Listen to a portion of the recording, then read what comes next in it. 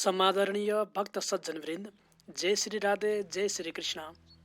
शब्द कौतुकी युट्युब च्यानलमा हजुरहरू सम्पूर्णलाई हार्दिक स्वागत गर्दै हरिबोधनी अर्थात् ठुली एकादशीको व्रतकथा वाचन गर्न गइरहेको छु। यदि हजुर हाम्रो यस च्यानलमा नयाँ हुनुहुन्छ भने सब्स्क्राइब गर्न नबिर्सनुहोस् है। सर्वप्रथम भगवानको सभक्ति वन्दना गर्दै भगवानका श्री चरणमा नतमस्तक बनौ। त्यसपछि हामी एकादशीको व्रतकथा श्रवण गर्नेछौँ है त।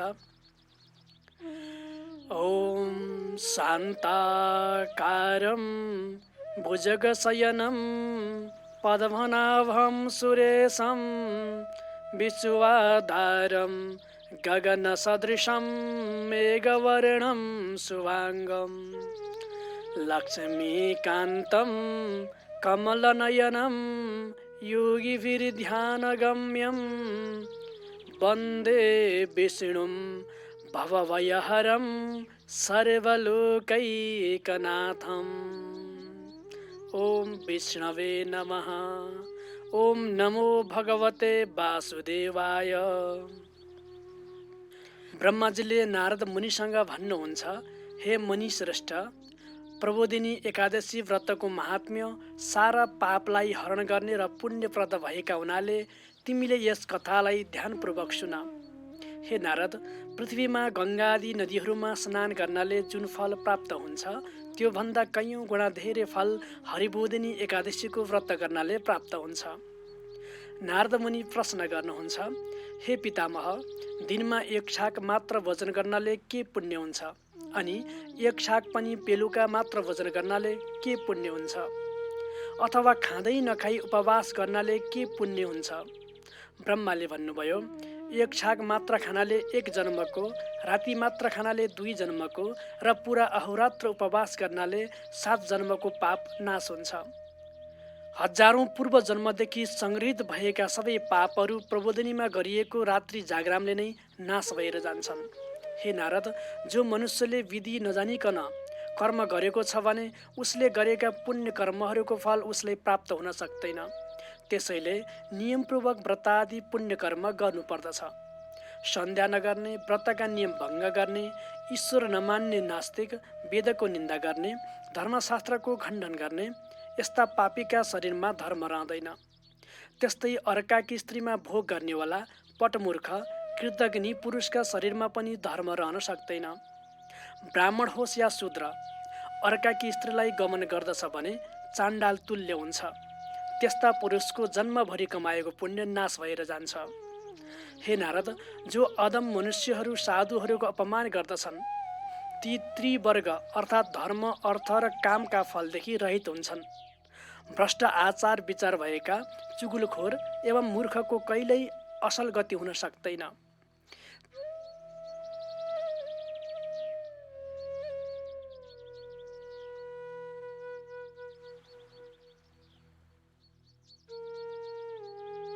त्यसकारण मनुष्यले आफ्नो कल्याण नहुने तथा लोकद्वारा निन्दा गरिने कुनै पनि काम गर्नु हुँदैन। सबैले सधैँ सदाचारी भएर रहनु पर्दछ। जुन पुण्यफल विधिपूर्वक गरिएका अश्वमेधादि यज्ञहरूले पनि पाउन कठिन छ, त्यो पुण्यफल प्रबोधिनीमा व्रतपूर्वक रातभर जागराम गर्नाले प्राप्त हुन्छ। हे मुनि शार्दूल, त्यसको जन्म सार्थक मानिन्छ जसले आफ्नो कुललाई पवित्र पार्ने सत्कर्म गर्दछ। जस्तो मनुष्यहरूको मृत्यु निश्चित छ, त्यस्तै एक दिन धन पनि नाश हुन्छ। यस्तो कुरो जानेर अवश्य नै पुण्यप्रद हरिबोधिनीको व्रत पूजा एवं जागरण गर्नुपर्दछ। धर्मको सार अर्थात् धर्मको तत्त्वलाई दिने भएकी हरिबोधिनी एकादशी विष्णु भगवानको अत्यन्त प्रिय छन्। जीवनमा एकैपल्ट पनि यसको व्रत गर्यो भने त्यो मनुष्य मुक्तिको भागी हुन्छ। हे बाबु नारद, हरिबोधिनी एकादशीमा जनार्दन भगवानको उद्देश्य गरेर अर्थात् उहाँको नाममा मनुष्यहरूले जो स्नान, दान, जप, होम आदि गर्दछन् त्यो अक्षय हुन्छ। बाल्यकालमा, यौवन अवस्थामा तथा बुढो भएपछि पनि जुन पाप भए गरिएका हुन्छन् ती सबै पापहरू हरिबोधिनी एकादशीका दिन भक्तिपूर्वक गोविन्दको पूजा गर्नाले नाश भएर जान्छन्। चन्द्र सूर्यको ग्रहणमा गरिएका दान पुण्यको जो फल बताइएको छ, प्रबोधिनीमा रात्रि जागराम गर्नाले त्यसको 1000 गुणा बढी फल प्राप्त हुन्छ। जन्मैदेखि मनुष्यले जो पुण्य सञ्चय गरेको छ त्यो सबै पुण्य यदि उसले हरिबोधिनी एकादशीको व्रत गरेन भने बेकारको हुन्छ। जो मनुष्य विष्णुको व्रत पूजाआजा नगरिकन कार्तिक महिना बिताउँछ उसले जन्मैदेखि आर्जन गरेका पुण्यको फल पाउँदैन। हे श्रेष्ठ नारद, त्यसकारण तिमीले परिश्रमपूर्वक सबै कामना पूरा गरिदिने जनार्दन भगवानको उपासना गर्ने गर।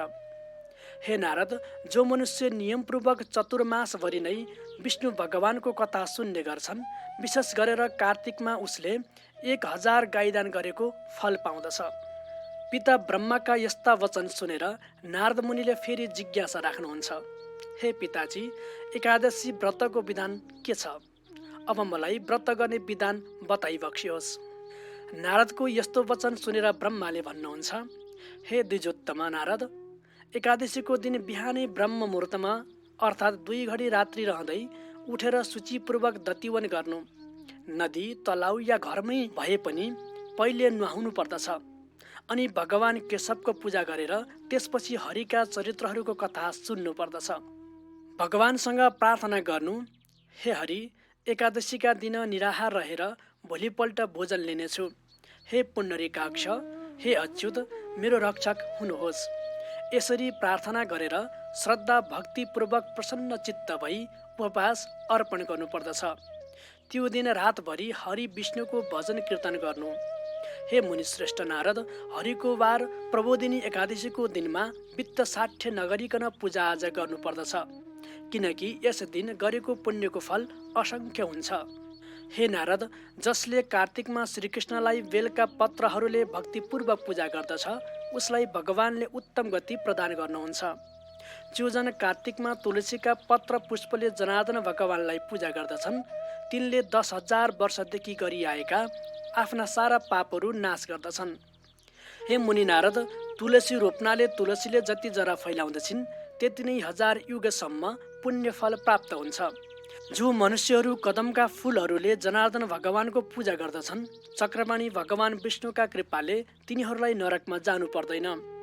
हे नारद, यसरी सभक्ति व्रत गरेपछि व्रतको परिपूर्णताका लागि विद्वान ब्राह्मणहरूलाई भोजन गराउनु पर्दछ। त्यसपछि उपरना आदि वस्त्रका साथ गुरुको पूजा गर्नुपर्दछ र गुरुलाई श्रद्धापूर्वक यथेच्छ दक्षिणा पनि दिनुपर्दछ। अनि तिनै ब्राह्मण गुरुहरूका सामुन्ने नै दुष्कर्म नगर्ने प्रतिज्ञा पनि गर्नुपर्दछ। हे नारद, अब म चतुर्मासमा लिएका नियमहरूको विसर्जन गर्ने विधि बताउँछु, ध्यानपूर्वक सुन। राति 1 छाक मात्रै खाने नियममा रहेको व्रतीले ब्राह्मणहरूलाई यथेच्छ भोजन गराउनु पर्दछ। अनि थपेको वा मागेर नखाने व्रतरूपी नियममा रहेकोले व्रतको समाप्तिमा सुनसहित गोरुदान गर्नुपर्दछ। र चतुर्मासभरि मासु नखाने व्रत जुन जनले गरेको छ उसले व्रत समाप्तिमा दक्षिणासहित गाई दान गर्नुपर्दछ। चतुर्मासभरि जुन मनुष्यले अमलाले नुहाउने व्रत गरेको छ उसले व्रत समाप्तिमा दही र मह दान गर्नुपर्दछ। अनि जसले चतुर्मासभरि फल मात्र खाएर बस्छु भन्ने नियम लिएको छ उसले फलहरूकै दान गर्नुपर्दछ। जो मनुष्य चतुर्मासभरि एकान्तमा रहेर हरिको भजन गर्छु भन्ने व्रत लिएर बसेको छ उसले व्रतान्तमा व्रतको पूर्णताका लागि सबै सिंगारीका र राम्रा राम्रा वस्त्र र सुनको प्रतिमा सहितका अनि सुवासित बास्ना आउने जल भरिएका 8वटा घडा दान गर्नुपर्दछ। हे राजन, ती कहिएका वस्तुहरूको प्राप्ति नभएमा कहे अनुसारको गर्नुपर्ने कुरा नगरिकन नै ब्राह्मणहरूलाई पूजा गरेर भोजन गराई तिनीहरूबाट तिम्रो सम्पूर्ण व्रत परिपूर्ण होस् भन्ने आशीर्वाद लिनुपर्दछ, किनकि त्यस्तो अभावको स्थितिमा ब्राह्मणको वचन नै सिद्धिदायक हुन्छ भनी शास्त्रहरूमा वर्णन गरिएको छ। हे नारद, जसले यस्ता प्रकारले अविनतापूर्वक अर्थात् बीचबीचमा नछोडिकन चतुर्मासको व्रत समाप्त गर्दछ त्यो कृतार्थ हुन्छ र फेरि मृत्युलोकमा उसलाई आउनु पर्दैन। इति श्री भविष्योत्तर पुराणे श्रीकृष्णार्जुन संवादे कार्तिक शुक्ल एकादशी प्रबोधिनी महात्म्यम सम्पूर्णम। जय जय श्री राधे। लक्ष्मीनारायण भगवानको जय। हरिबोधिनी एकादशी महिमाको जय।